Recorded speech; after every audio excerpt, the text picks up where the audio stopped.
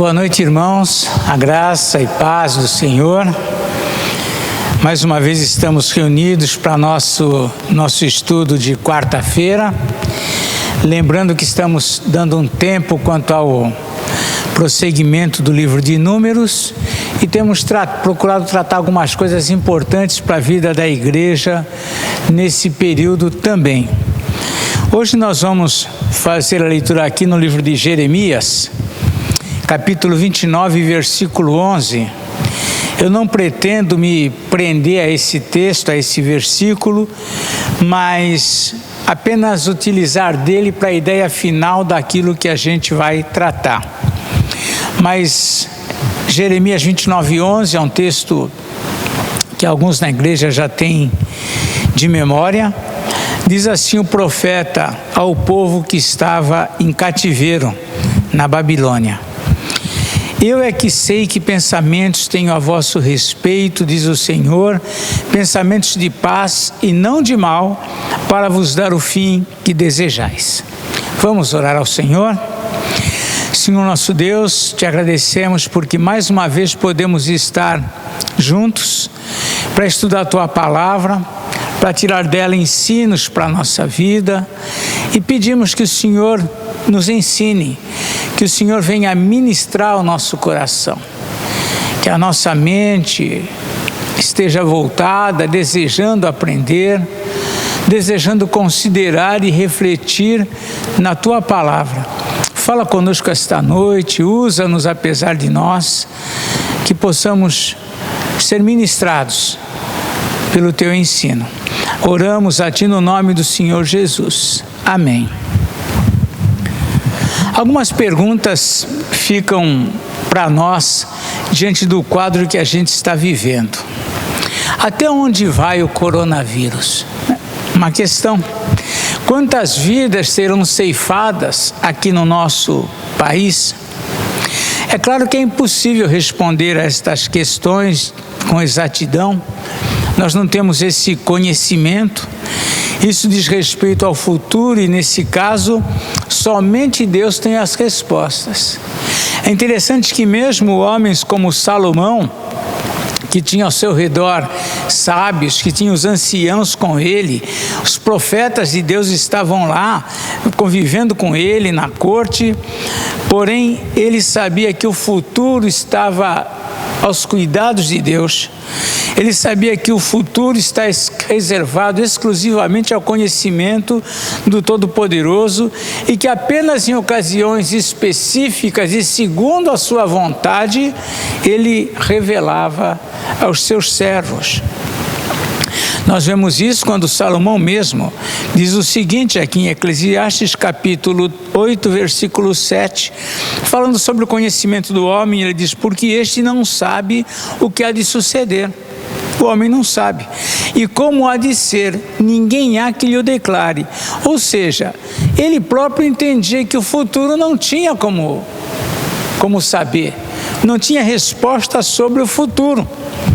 Mas ainda que nós não saibamos acerca do futuro, não tenhamos respostas até onde vai o coronavírus, quantas vidas serão ceifadas, quanto tempo ele vai ficar afetando o nosso país, ainda que não saibamos isso e não possamos responder a questões como essas, ainda assim, algumas conclusões nós podemos ter acerca de tudo isso. A primeira delas é que o coronavírus está sob o controle de Deus. Tudo isso que está acontecendo está sob o controle de Deus. Deus tem controle sobre cada partícula do universo. Deus tem o controle sobre tudo que acontece, nada foge aos seus olhos. E isso que nós estamos enfrentando está sob o controle de Deus. Podemos crer isto porque a Bíblia, à luz da Bíblia, nada foge ao seu governo, absolutamente nada. Nem a força dos homens. Homens como o faraó, como os reis, nem a força da natureza. As tempestades, os ventos, geadas, chuva de pedra, tudo está nas suas mãos. Nem os males dos vírus, nem pandemias, pestes ou doenças, nada foge ao seu domínio. Nem as forças espirituais do mal, nem Satanás e seus demônios, nada foge ao controle, ao domínio de Deus. E Ele mesmo é o agente de todas as coisas, ou seja, tudo que existe, visível e invisível, se encontra sob o domínio de Deus, inclusive o coração do homem, sua vontade, seus desígnios, suas paixões. Até por isso podemos afirmar com todas as letras que o homem não possui o livre-arbítrio, isto é, liberdade, autonomia absoluta de ação. Sempre lembrando que, a despeito do domínio do Senhor absoluto sobre todas as coisas, segundo a sua vontade e seus propósitos insondáveis, Ele permite ao homem realizar escolhas. Ele permite ao homem levar a cabo os seus desígnios, às vezes bons ou maus. Segundo a sua vontade, Ele permite isto. Mas tudo quanto acontece se inclui dentro dos seus decretos eternos e são realizados a fim de cumprir plenamente os seus propósitos. Tendo firmado esse conhecimento de que o coronavírus está sob o controle de Deus, nós podemos entender também o segundo ponto. Os efeitos dessa pandemia irão até onde o Senhor Deus determinou. Não vai passar disso, não vai ficar aquém disso. Quando o rei da Síria venceu as suas guerras, ele não sabia que tudo o que ele realizava já tinha sido antecipadamente planejado por Deus. Faraó também não sabia que o seu endurecimento já estava planejado pelo Senhor. Nabucodonosor não sabia que ele era simplesmente um instrumento na história do que estava acontecendo.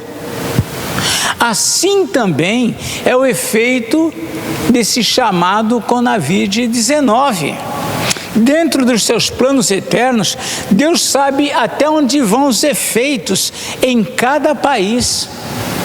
Na Itália, na Espanha, na China, nos Estados Unidos e também aqui no nosso país, aqui no Brasil. Afinal, Ele próprio estabeleceu o limite e a intensidade desses efeitos, ainda que nós não tenhamos esse conhecimento. Mas não há nada de novo também nesses fatos. Deus já fez isso antes. Só para nós confirmarmos que é assim, que Ele já fez isto, por exemplo, lá em Êxodo capítulo 8, versículos 22 e 23, nós vemos que Deus estabelece os limites dessas epidemias, de tudo que Ele faz. Ele conhece a intensidade, Ele estabelece a intensidade e o limite. Aqui em Êxodo capítulo 8, versículo 22, quando se trata aqui da quarta praga, a praga das moscas, diz assim: naquele dia separarei a terra de Gósen, em que habita o meu povo, para que nela não haja enxames de moscas, e saibas que eu sou o Senhor no meio desta terra. Diz o verso 23, farei distinção entre o meu povo e o teu povo, amanhã se dará este sinal. Ou seja, Deus estabeleceu limites. As moscas não iriam passar do limite da terra do Egito, e a terra de Gósen estava inserida ali, mas os limites da terra de Gósen não seria afetado pelas moscas. Por quê?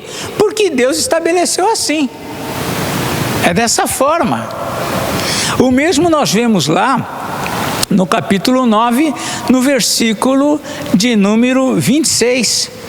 Capítulo 9, versículo 26. Vemos aqui o seguinte. Capítulo 9, versículo 26, diz o seguinte: também agora tratava-se da chuva de pedras, e ele mais uma vez limita. Somente na terra de Gósen, onde estavam os filhos de Israel, não havia chuvas de pedras. E é interessante que essas chuvas de pedras também não afetou o Egito na sua totalidade, mas apenas alguns tipos de frutos que tinham lá. O Senhor estabeleceu assim. Ainda no capítulo 10 do mesmo Êxodo, capítulo de número 10, versículos 22 e 23, também diz o seguinte, capítulo 10, versos 22 e 23, também fala sobre essa mesma ideia ainda dentro daquele contexto das pragas. Diz assim nos versículos 22 e 23, sobre a praga das trevas, coisa extraordinária. Estendeu, pois, Moisés a mão para o céu, e houve trevas espessas sobre toda a terra do Egito por 3 dias. Não viram uns aos outros, e ninguém se levantou do seu lugar por 3 dias. Porém, todos os filhos de Israel tinham luz nas suas habitações. Deus estabelece os limites. Deus estabelece as intensidades. A gente fala, mas isso daí só foi na terra do Egito? Não, lógico que não. Aqui no livro de Amós, capítulo 4, Jonas, Miqueias, Amós, Naum, Abacuque. Vamos lá, livro de Amós. Amós capítulo 4, versículo 6 em diante, diz o seguinte, Amós 4, o verso 6 em diante. Vemos aqui Deus, falando sobre a cegueira de Israel, mas ele vai dizendo aqui o que ele realizou. Ele diz aqui em Amós 4, 6 em diante, também vos deixei de dentes limpos em todas as vossas cidades e com falta de pão em todos os vossos lugares. Contudo, não vos convertestes a mim, disse o Senhor. Além disso, retive de vós a chuva 3 meses ainda antes da ceifa. E fiz chover sobre uma cidade e sobre a outra não.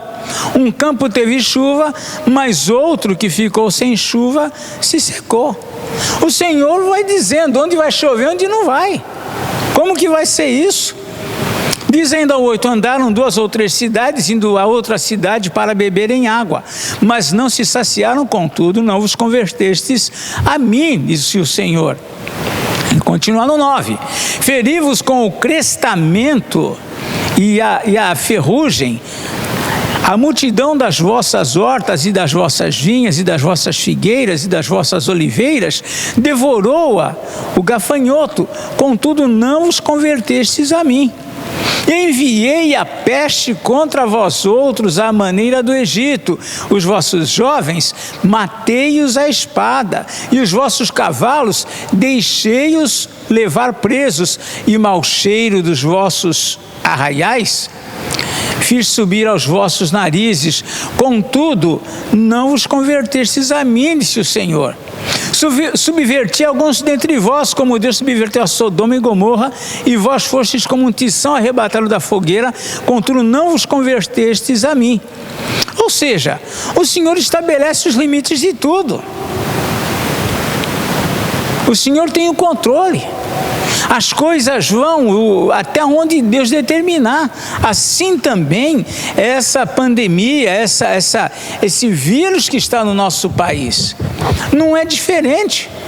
Deus fazia assim no passado e faz assim hoje, porque Ele não muda, Ele é o mesmo sempre. Mas como aplicar isso ao nosso contexto? Primeiramente, é importante a gente saber que a ação de Deus não está sujeita às estatísticas humanas. Não está sujeito a isso. Estatística é a palavra de ordem nos nossos dias. Muitos estão fazendo previsão dos efeitos da pandemia com base nos números levantados. Então, o que aconteceu num país, quantos foram atingidos, quantos de tantos que foram atingidos, quantos morreram e quantos foram atingidos até o 10º dia, até o 20º dia, as estatísticas estão aí funcionando e todo mundo trabalhando em relação a isto. E de fato os números são relevantes. Até não dá para desconsiderar. Muitas decisões têm sido tomadas em relação a esses números, porque os números têm um peso muito elevado nas nossas avaliações. Mas se de um lado esta pandemia não afetará o nosso país além do que Deus tem planejado para afetar, por outro, não sabemos o que está nos planos de Deus para o nosso país. Nós não sabemos qual a dimensão do efeito dessa pandemia no nosso país. Nós não temos esse conhecimento. Temos ouvido tantas opiniões, algumas opiniões assustadoras, outras, pelo contrário, muito liberal. Nós temos vivido dentro dessa realidade. Mas, a princípio, todos nós estamos sujeitos às mesmas estatísticas dos demais países. Essas mesmas estatísticas têm sido formadas e têm sido utilizadas para o nosso próprio contexto. Estamos junto com eles. E uma coisa que nós percebemos nessas questões, que a Bíblia revela, que a Bíblia nos mostra com respeito a estas ações de Deus, com respeito às nações, é que todo homem está sujeito às ações de Deus. Não havia país imune às ações de Deus. Quando lemos a Bíblia, vemos lá dos profetas, palavra de Deus acerca de Tiro, palavra de Deus acerca de Babilônia, palavra de Deus acerca de Israel, palavra de Deus acerca de Judá. As ações de Deus envolvem todos os homens indistintamente. E nesse contexto que nós estamos vivendo, nós não somos melhores que ninguém.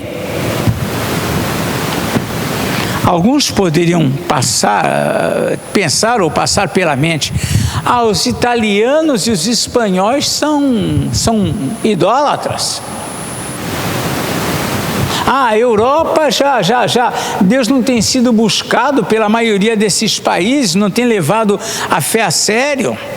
Os franceses e os americanos são materialistas, então é por isso que Deus os está castigando. Os chineses também são materialistas, são ateus, é por isso que aconteceu ali. Mas nós não somos em nada melhores do que esses países. Nós somos pecadores, ou tão pecadores quanto eles, ou mais. Como povo, nós somos na maioria, nosso povo é na maioria idólatra.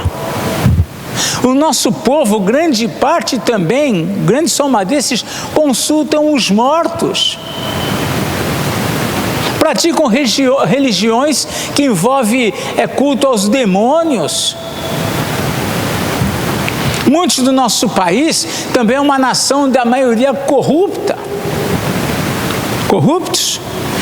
A violência está enchendo a nossa terra em toda intensidade, de maneira que nós às vezes ficamos admirados a falta de amor, a iniquidade como está se proliferando. Somos uma nação cheia de injustiça, injustiça social, injustiça política, injustiça profissional, em todos os sentidos e aspectos. Os nossos governantes são vaidosos, ávidos de poder. Nossa nação não é melhor do que qualquer outra nação. Nosso país não é melhor que o outro país. E o nosso cristianismo é marcado de um lado por um povo que ama a teologia do sucesso, de que tudo vai dar certo para ele, de que ele é um filho de Deus, e então as coisas têm que acontecer como ele espera, ele será bem sucedido, ele vai ter dinheiro, ele vai ter conforto. Nosso cristianismo está um cristianismo também em muitos aspectos deturpado. O nosso cristianismo, encontramos a maioria dos cristãos mais ligados e atentos às redes sociais do que à Bíblia, do que à comunhão com a igreja, do que apegados à sã doutrina. Os líderes evangélicos mais influentes são gananciosos de poder, de dinheiro e de vaidade.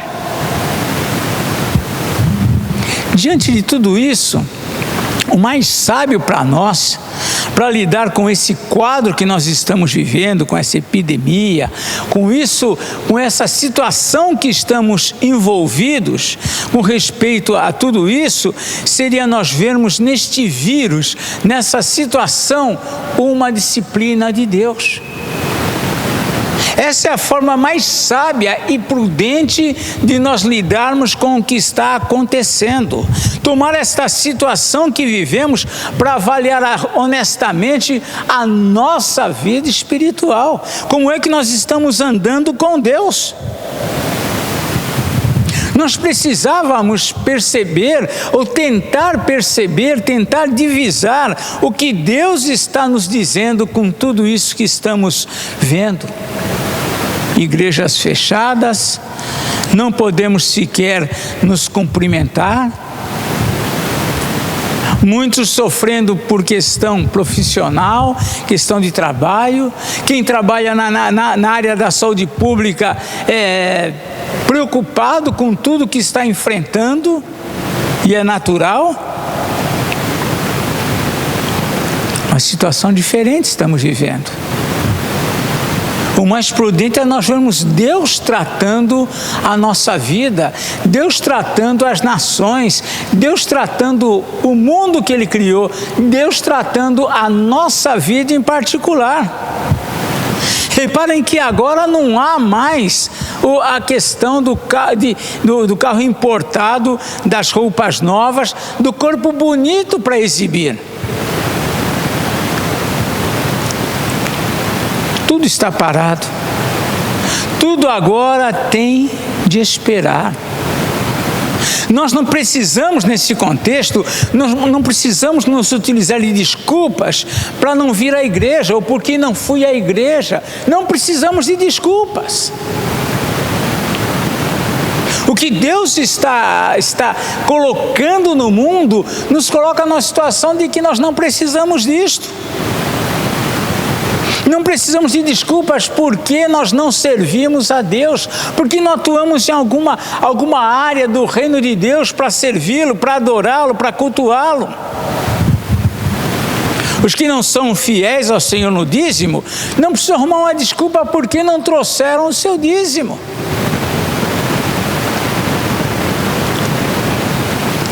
O coronavírus é um argumento para muitas coisas agora. Se alguém não visitava os pais, agora tem um coronavírus. Tantas coisas que nós não valorizávamos, parece que Deus colocou, tá bom, você não valoriza, então tá bom, vou tirar de você. Para que nós possamos atentar, possamos prestar atenção. Deus está exortando o mundo e a nós e a igreja dele através de todo esse quadro que está acontecendo.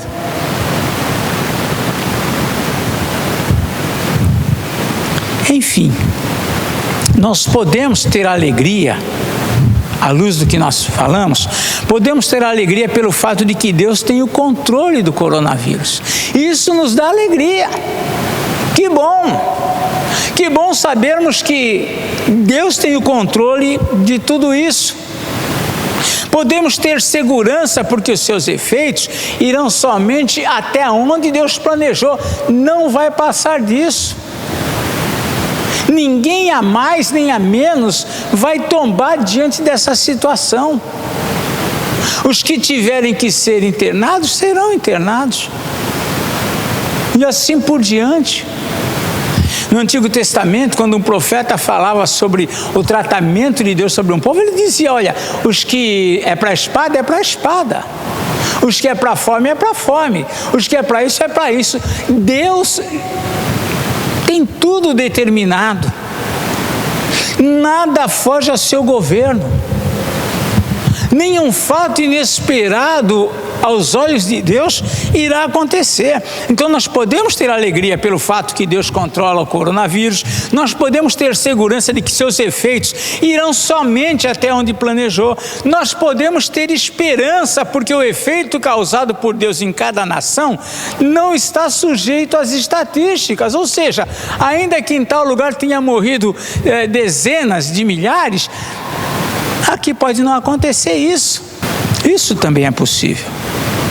Mas nós não podemos perder de vista, isso sim, de que todos nós estamos sujeitos às ações de Deus, que não somos melhores do que ninguém, e que é mais sábio nesse momento é ver em tudo isto Deus nos exortando a viver uma vida cristã mais digna e mais consagrada.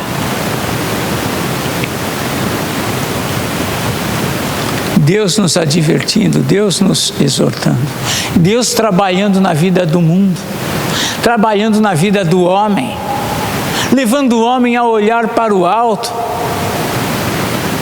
Numa das devocionais nós falamos sobre Isaías 22, em que apesar de todo o caos que estavam vivendo, toda a tristeza, toda a luta, toda a dificuldade, os homens não olhavam para o alto, para olhar para aquele que já tinha planejado isso desde a eternidade.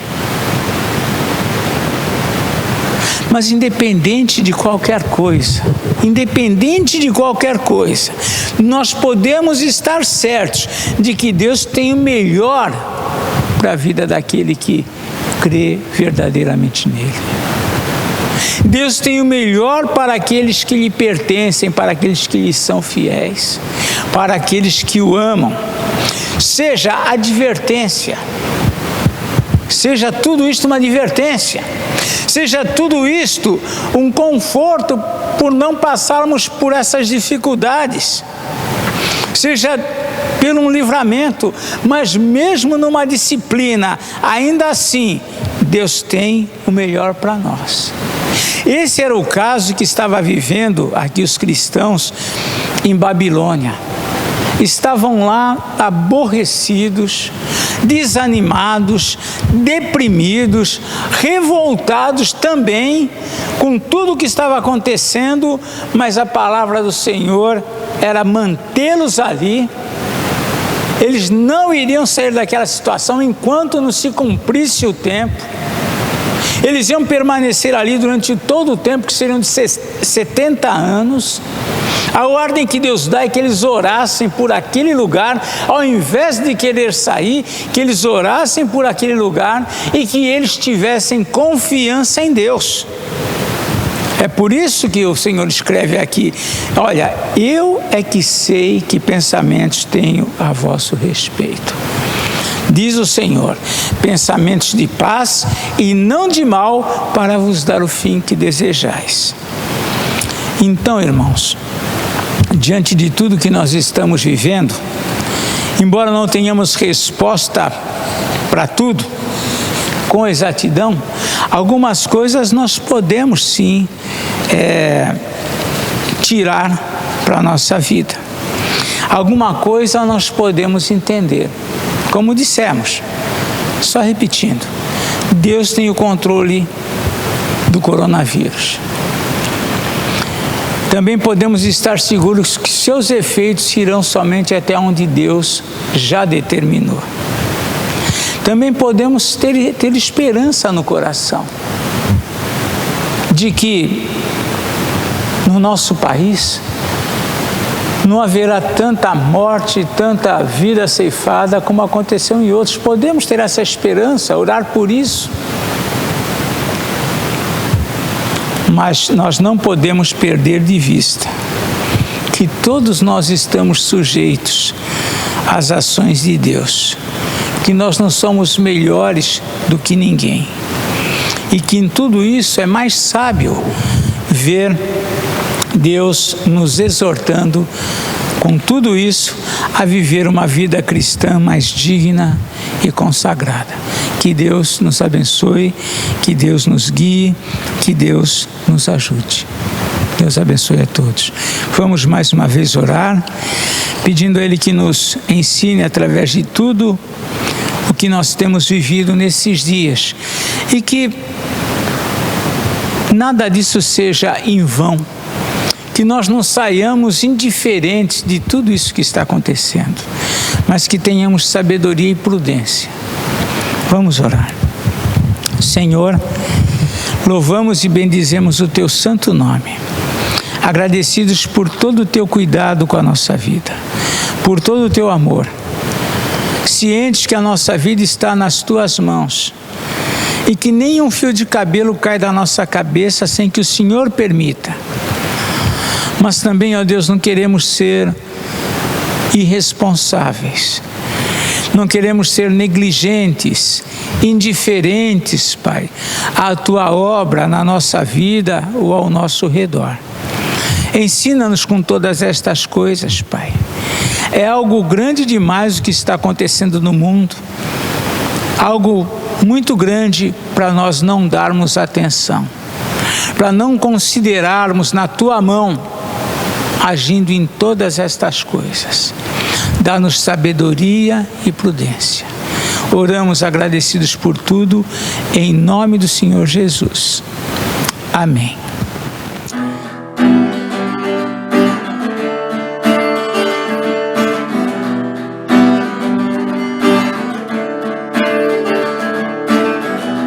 Tu és minha porção, Tu és a minha herança, Tu és o meu socorro nos dias de tribulação. Mesmo que meus pais me deixem, mesmo que amigos me traiam, eu sei que em Teus braços eu encontro salvação. Ainda que a figueira não floresça, ainda que a videira não dê o seu fruto, mesmo que não haja alimento nos campos, eu me alegrarei em Ti.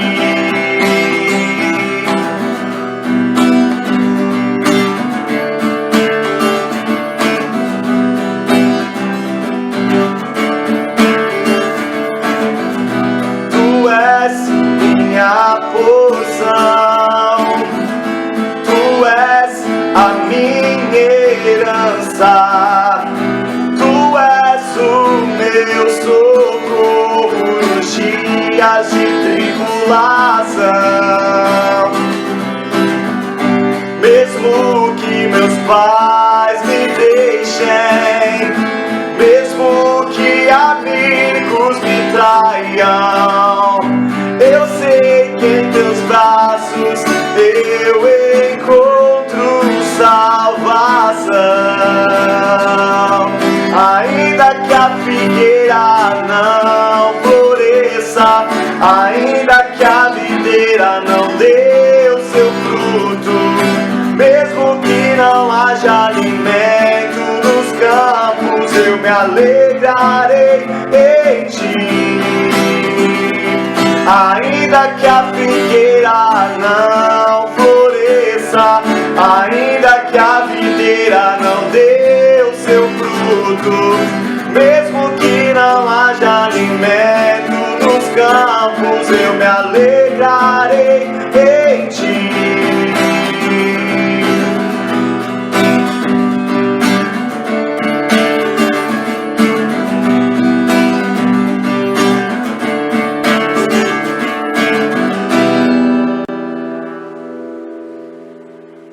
Apenas alguns avisos, irmãos. Nós teremos nessa semana algumas programações. É a Semana da Páscoa. Nós tínhamos no conselho planejado o culto das 7 palavras na sexta-feira e também o culto da ressurreição no domingo. Na sexta-feira, o culto das 7 palavras seria das 9 até 11 horas aproximadamente. E o culto da ressurreição, como sempre fazemos no domingo da Páscoa, seria a partir das 6h30 da manhã. E nós vamos, portanto, realizar esse trabalho. Isso tudo vai sendo notificado, à medida que os dias vão chegando, vai sendo notificado através do nosso zap geral, os irmãos vão recebendo notificações. Então nós teremos sim, na sexta-feira, nós vamos ter o culto das 7 palavras. Não tínhamos como reunir as pessoas para virem aqui pregar e tudo mais, o contexto não permite, mas nós vamos trazer aos irmãos um trabalho realizado em 2016, culto das 7 palavras.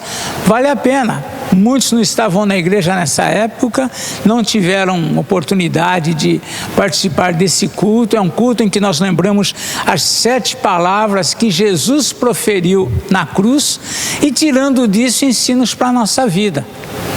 Teremos também no domingo o culto da ressurreição.